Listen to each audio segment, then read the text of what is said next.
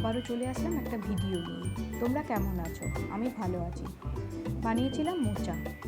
মোচা খেতে কার কার ভালো লাগে জানিও।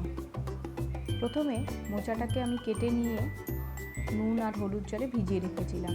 তারপরে ওখান থেকে তুলে নিয়ে প্রেসার কুক করলাম 2টো হুইসেল দিয়ে। তারপরে কড়াইতে তেল দিয়ে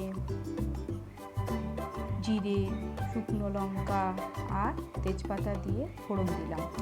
ফোড়নটা ফুটে যাওয়া অবধি ওয়েট করে ছোটো করে কেটে রাখা আলু ভালো করে ভেজে নিলাম। এদিকে মোচাটাও সেদ্ধ হয়ে গেছে। তারপরে নুন, হলুদ, জিরে গুঁড়ো আর সামান্য আদা বাটা দিয়ে ভালো করে মশলাটা কষিয়ে নিলাম। আর একটা কাঁচা লঙ্কাও দিয়েছিলাম, নুন মিষ্টিও দিলাম। তারপরে সেদ্ধ করে রাখা মোচাটা ভালো করে কষিয়ে নিচ্ছি। মোচাটা যেহেতু সেদ্ধ করা আছে তাই বেশি সময় লাগবে না, ওই 15 থেকে 20 মিনিট। শেষে গরম মশলা আর ঘি না দিলে মোচা অসম্পূর্ণ, তাই ঘি দিয়ে নামিয়ে নিলাম। এই রকম লুকটা হয়েছে, জানি কেমন হয়েছে।